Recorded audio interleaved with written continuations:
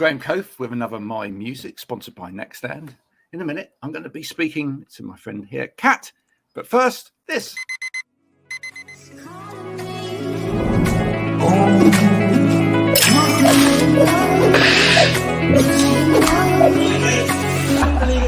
I need to get going, Mel. See you later.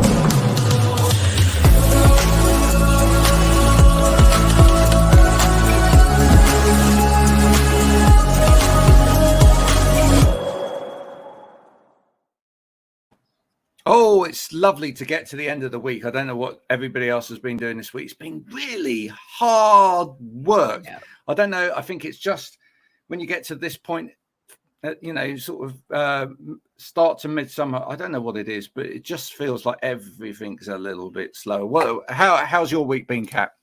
It's been all right. We have a heat wave here in Vancouver, so I feel like doing nothing, but I have like a million things I need to do. So.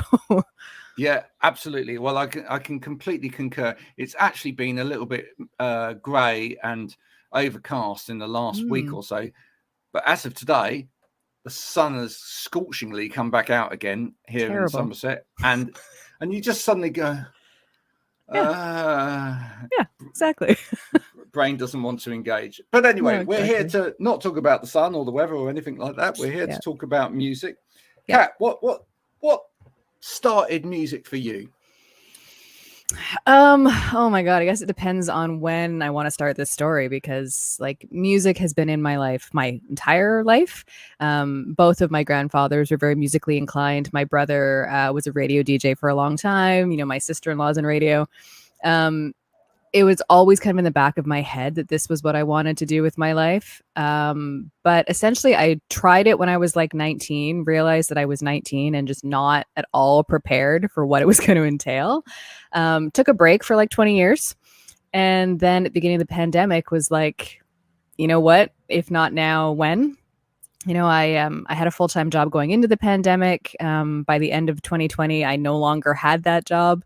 And it became, let's just do this. Let's do it. I've always wanted this. We're going to go for it. Right. So you made that conscious decision during the pandemic to change it, which a lot of people did. Yeah. I mean, this pandemic, it was, an absolute tragedy on so many fronts, but a lot of us need to look at it and go, well, but we all stood still for a minute. The world stood still. We reflected, we thought, hang on a minute, what are we doing all of this for? And was that was a moment for you, was it, where you just thought, absolutely.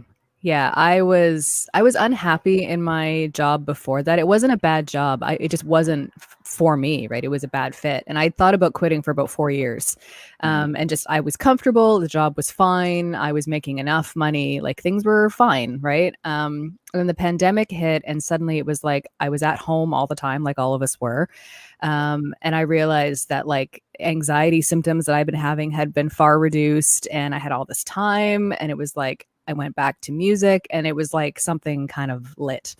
It was this change of like, oh my God, I have missed this. And why haven't I been doing this the whole time? Right. Yeah. I mean, even here, I gave up a job just before the pandemic. Great timing. Right. And I literally just started something new, but that came to a sudden crush. It came crashing down with the pandemic. And if I've got one regret, it's that I didn't just enjoy some of the time a little bit more, because part of me was a little bit anxious that I've got I've got to feed the family and of course got to make money, and maybe I should be doing something and starting something up and whatever. But there were times that we just had extra time, and all of us in the family, did go back to some things that we put to sleep for ages. And, I got my guitar out, which I hadn't really spent a lot of time playing for a long time. My son learned how to play guitar. Nice. In the pandemic, he played a little bit of trumpet before that, but hadn't played anything else. So suddenly there was this time to enjoy and find these other things again. And for me, one of the things that came out of it when I did start again was this, because I thought, do you know what? I've heard so many interviews with bands and artists, etc., on radio over that period, you know, and it was stuff like, so what's your favorite ice cream? The important stuff, you mean? Oh, yeah. Or so if you were an animal, what kind of animal would you be? Right, yeah. And I was thinking, hang on a minute. You know, I'd kind of lived a life, Kat, of within music, even though a lot of my work over the years has been nothing to do with music. I've always been around music. I was in a band from 14. Nice. And, you know, at 21, I was in a signed band, and I was doing other stuff as well. I was recording people like Tori Amos, and I was, you know, I was doing sort of sound at gigs for people, and I was working on radio, and I was interviewing bands. Yeah.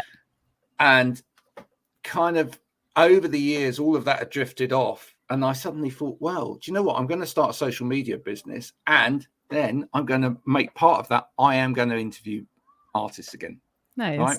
But let's make it from that perspective of I've lived a little bit of that, and let's talk to them from a kind of respectful point of view of, you know, let's reminisce about, you know, what that was like, and you know, get people to understand what it is to be a musician a little bit as well, because I guess, you know, everybody that's not a musician and hears people putting out material has a little bit of rose tinted glasses about that.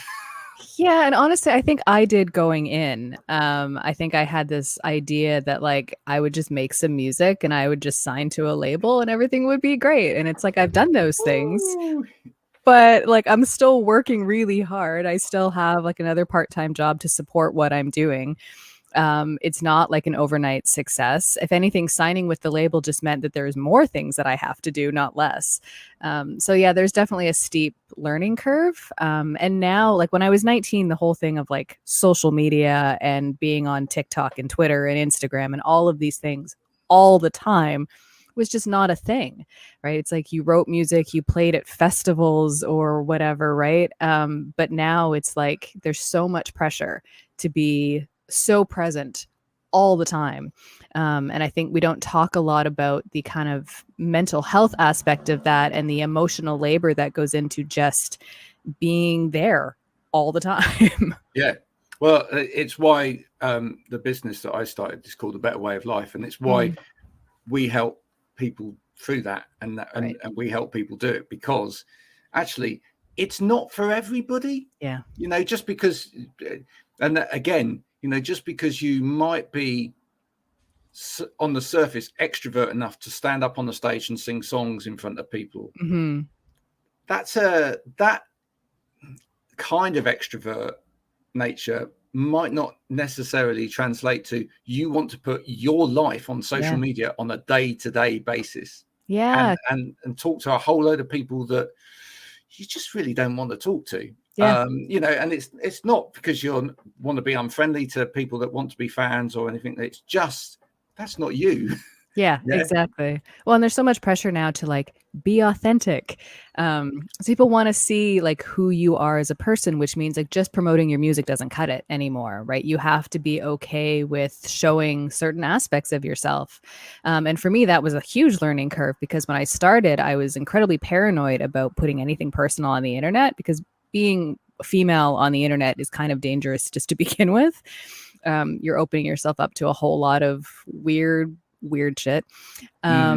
So you have to take that into account as far as what you actually share with people. And then also from a perspective of like, what is interesting about me, you know, besides the fact that like, oh, I make music that some people like. Are there things about me as a human that are actually interesting, and trying to have that like third perspective without judging yourself, you know, and being like, is the fact that I like cats interesting, or is that, I don't know. Yeah. And again, that's why we do a lot of stuff like this with people, because, you know, and I, not from a musician, but another client during the week, they said, oh, but someone else in my sector said, you really need to be showing yourself up more on social media. And I turned around to them and said, yeah, but you're not them. They're a very extrovert person. They're the kind of person that would always be snapping themselves at anything as a selfie or whatever. You're not that. You're a private person, so yeah, we can put you in front of people, but let's do it in a way that you feel comfortable with it and that you've got some control in it, because otherwise you're going to fall over. And it's that's dangerous ground. So listen, when you were young, what were you listening to? Oh my gosh. So when I was quite young, like 18, 19, it was the 90s, and I was a big alternative rock fan. So I was just actually talking with the label people about how I'm going to see Garbage this weekend, and I am so excited. Shirley. I love Shirley. She is the reason I have red hair. I have been obsessed with Shirley since I was 14. And there was this whole thing because anyone who lived through the 90s knows that there was kind of an idea of what women should be. And then alternative rock came around, people like Shirley Manson, and they offered this different perspective of you can be sad, you can be angry about things, you can be unfeminine, and it is still awesome. And for me, that was groundbreaking, because I had never felt like I fit any of the kind of female tropes. So having Shirley come into my, kind of world and my universe with this different perspective, it was opened all of the doors for me. And that was kind of when I started thinking about writing my own music and writing sad girl songs and this kind of stuff. But the production, the production of Butch Vig was always really inspirational to me, because they took a rock band and then added all of this other stuff that just made it so interesting and so fascinating. And it is something that I still do now. Oh, absolutely. There was so much electronica in there as well. It was a great, and remember, we'd come out of a period of, those people had grown up in the 80s. So we'd grown up with, Nick Kershaw and Howard Jones, and a lot of, sort of pop songs, even early Depeche Mode, that were all centered around electronic synths, sounds and whatever, synths, etc. And until synths became overboard, because it just, and that's literally what happened with synth music. Totally, it just went right up its own backside, to be honest. I mean, it just literally, at first it started clever, and it was let's put a few sounds in there, and then it suddenly became let's get every synth sound possible in there, until it's but someone like Butch just brilliantly sort of took the staple rock sound again and went, let's put these stabs in there, or these little sounds in there that just make it interesting. Exactly. Yeah Brilliant. Who else apart from Garbage, Shirley, anybody else that was on the scene that you were? Yeah, I mean, I was a big Smashing Pumpkins fan. I mean, they were everywhere, so that was a big thing. Tea Party. Big songs, huge songs. And honestly, I'm still guilty of that now too. You can see my influences, because I'm just cram all the stuff into the songs and I'm the happiest. But the over dramatics of Billy Corgan, I was all for that. He was just he wasn't just a little bit sad or a little bit angsty. It was everything was ending. He was completely melancholy. It was infinite sadness. Yeah, absolutely. Yeah. But I love the dramatics of their songs as well. I love the massive great builds and then nothing. Yeah. Those silent moments, right? Absolutely. And the use of, again, a lot of crossover in the sound as well, because there's a lot of staple kind of rock elements to that, but then there would be strings, or there would be just these little twinkles in the background that would just make it interesting to come back and listen to. That's really, really interesting. Brilliant. Was there a guilty pleasure along the way? Was there anyone that you listened to that someone would be surprised about? Probably. I mean, I had an Aqua phase. I don't know if you remember Barbie Girl. Yeah. I thought that was hilarious. That bubblegum pop. it they did it definitely with had a some moment. sass, right? It did, yeah. Yeah, it was like Brand Van 3000, it was the same thing, Yeah. where it was, like, kinda cheeky, and I think that the cheeky part of me enjoyed that. I think, so you mentioned, Barbie Girl. I just think Yeah. there was moments, especially in the video of that, which you just thought, "This is wrong." Yeah, And that is, you definitely. know, but and that's the funny thing, isn't it? It became kind of it became one of those songs that has been stuck on sort of kids' pop albums Hmm. since, and you think, actually, that's not a kid's song. No, If no. you'd actually listen to what that song's Yep, going on about, and you watch that video in particular, totally. that's definitely not a kid's Yeah. song. But it's, it always surprises me that those things translate like that. I mean, I watched one of my kids who's only 6, was watching Mm. TV the other day, and an advert came up for kids pop. Do you Oh remember god. Oh my god. they do these? Yeah, they're Yeah. still making them. These Yeah. albums where kids sing pop songs. It's terrible, yeah. Dreadful, Yeah. absolutely dreadful. And one of the first songs that they were singing was that A B C D, and it's just like, Oh, what? they like ABCDFU or whatever? Yeah, Oh my god, that's so what? funny. That's so How is funny. that? How Not a kid song. that is not a Yeah. kid song. All right, Yeah, that's a very adult song with a very adult absolutely. message.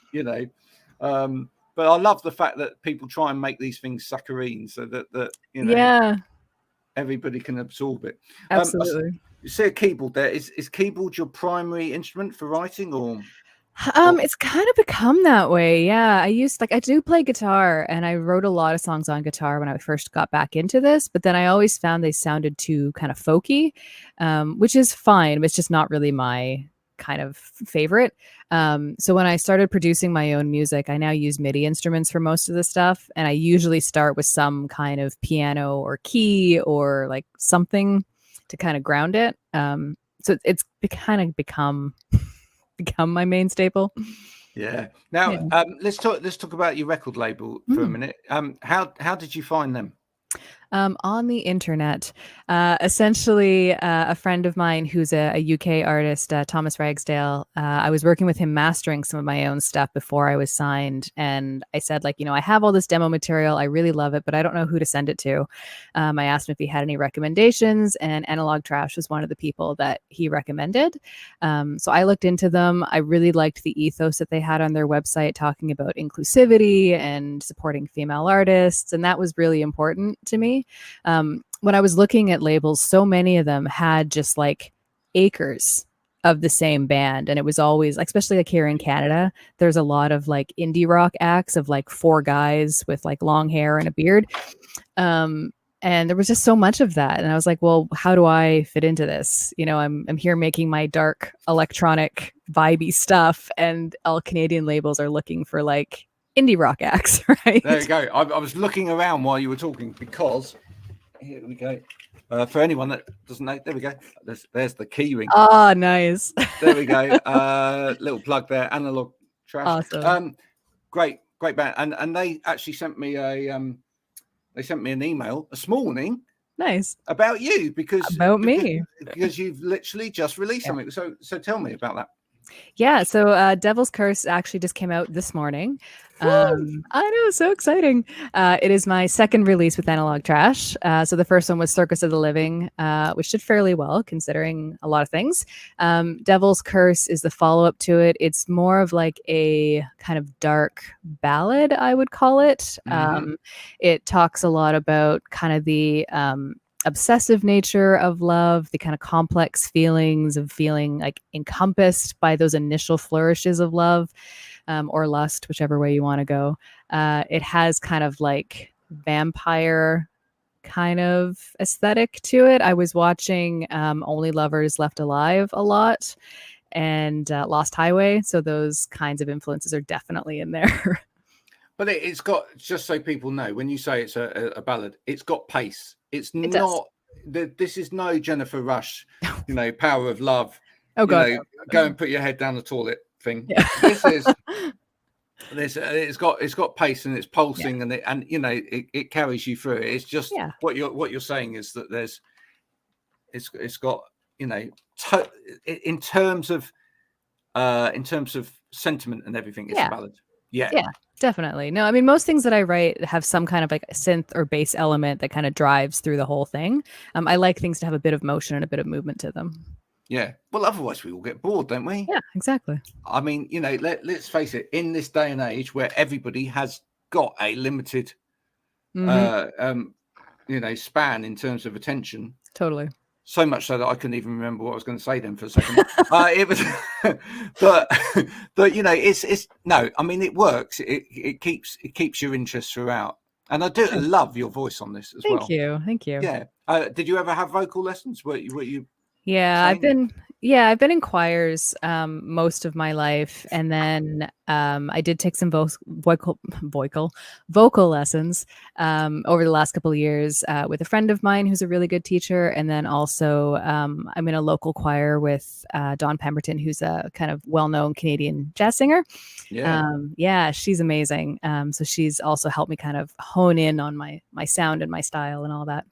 Nice. Yeah. So we might get a bit of jazz from you at some point, Jazz is actually kind of like my second love. Yeah. So I've done some jazz singing previously, and I think that comes into what I'm doing now. Is there's a bit of that kind of sultry, smoky jazz club thing. You did it so well just there with your voice.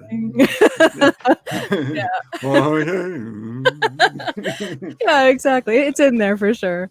Yeah. No, fantastic. What sort of do you listen to jazz yourself? Is there a jazz influence for you? Yeah, I mean, there's always the classics, like Ella Fitzgerald will never get old for me, Nina Simone. Like there's just I had a thing for Doris Day for a while. It's not really jazz, but that kind of classic like the Torch song era. I definitely have a soft spot for that. The emotion and the tone that comes with that, it's always a little bit deeper, a little bit darker, and that's definitely where I like to sit. And also though, in the more sort of freeform kind of alternative jazz side of things, there's some really cool young jazz artists out there at the moment making some really interesting music. I mean, have you listened to people like Nuba Garcia at all, or no? No, I haven't had a chance, honestly, to get it kind of into that. I've kind of gone with the classics, but there you go. Check that one out. She's amazing, absolutely amazing. Yeah. So in terms of where you want to go next with your music, what's the ambition for Kat Bryan? Oh, I mean, like sky's the limit, honestly, for me. Like I want all the things. Being more realistic, I mean, there's this release. There will be another single coming out in September, and then the album in October. We're kind of aiming for around Halloween time, just because that kind of fits my personal aesthetic. Yeah, everything's a little bit dark, a little bit kind of haunted. That's kind of my vibe. So Halloween kind of made sense. So I'm working towards that, and then I mean, we'll see what happens. I mean, opportunities seem to be just kind of presenting themselves. So I'm open to whatever kind of finds me along the way. No, that's good. Well, now listen, if the album's coming out around the October time, I want to book that date now. So when the album's ready, I want you to come back and we will do the album, and maybe even like listen to, if we can get permission, play some little spot teasers of that. And talk about that, and that would be absolutely fantastic. So one question that I ask everybody that comes through the hallowed doors of my music is, if you could work with somebody alive or dead, who would that be? There's a couple of different people, but I think Niels Fromm is actually top of my list. Right. I've seen him perform a number of times, and he's just amazing. And like, I don't even know what we would do, like whether he would want to use vocals, whether I could just like add some piano to his 17 other pianos. But I just think he's such a creative genius that it would just be amazing to be in a studio with him. That's lovely. I mean, it's great. It's great and actually it's nice that you've got someone there that's not necessarily known by everybody in the world. No, but everybody should know. Yeah. Where did you first hear him? It was actually my partner when we first met like 8 years ago. He's an electronic artist as well, and he introduced me to Niels Fromm just because he knew that I liked, piano music and classical music and had kind of these diverse tastes. I was into Philip Glass at the time. Right. So he thought, well, if you like Philip Glass, then you'll probably like this guy.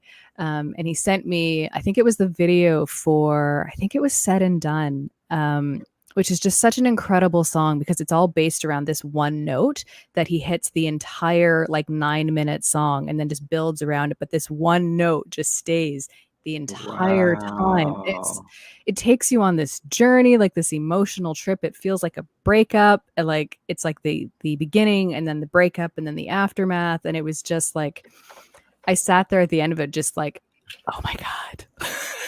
Wow. Yeah. I've got to go and check that out. Absolutely. I'm writing it down. It's going to happen, but I love music that does that as well. I love music that builds around one idea and just keeps repeating it, and until you actually, sometimes that note or that sound kind of disappears and you have to keep going. You have to listen for it because there's so much else going on. Exactly. But it's there. Another great example, I'm going to give you an example of that now. Another great example of that is, have you ever heard of Penguin Cafe Orchestra? I haven't. Whoa. It sounds amazing. Okay. You check out Penguin Cafe Orchestra and in particular, a piece of music. So if you like Philip Glass, you'll probably like this. Okay. A piece of music called Telephone and a Rubber Band. Okay. And it starts off with kind of a telephone exchange sound and a rubber band. Interesting. And that stays there throughout the whole song as different piano and violin and everything else comes in around it. And you amazing. You keep going, it's there, isn't it? It's still there because you want it to be there because it's called Telephone and a Rubber Band. But you have to focus and you have to you really, really try and latch onto it, and it's beautiful. It's a beautiful piece as well. Love it. It definitely sounds like up my alley. There you go. Kat, it's been an absolute pleasure meeting you today. Yeah, you too. Don't forget, everybody, Kat's music is available for download, and actually you can pay money for it as well. Please do. Please do, because that's really important. And Analog Trash would like me to say, do support Kat Bryan and buy all of her music. And when she produces a t-shirt as well, buy that and wear it. We do this on every show because it's really important. It is very important. It just really make no money, so please support us. If you want to find Kat's latest single and her last one as well, and download those, Kat, where do people go? You can go to Analog Trash's website. That's probably the easiest spot. There are links to Bandcamp, to all the streaming platforms. Exactly. Analog Trash. And check out their other artists because they have some really incredible artists on that label. Do you know what? You just did a little jingle for them there. No. Analog Trash. If they want me to write the jingle, I am totally happy to do that. That would be great, wouldn't it? It would be, you arrive on their website and it'd be like, dum, dum, dum, Analog Trash. It would be dark and it would be haunted and it would be full of synths. It'll be great. Yeah, brilliant. It's been a pleasure meeting you today. Good luck with the career. Do come back in October and talk to us about the album. Until then, everybody, this has been Kat Bryan. This is my music. We'll see you again soon. Bye for now. Bye, Graham.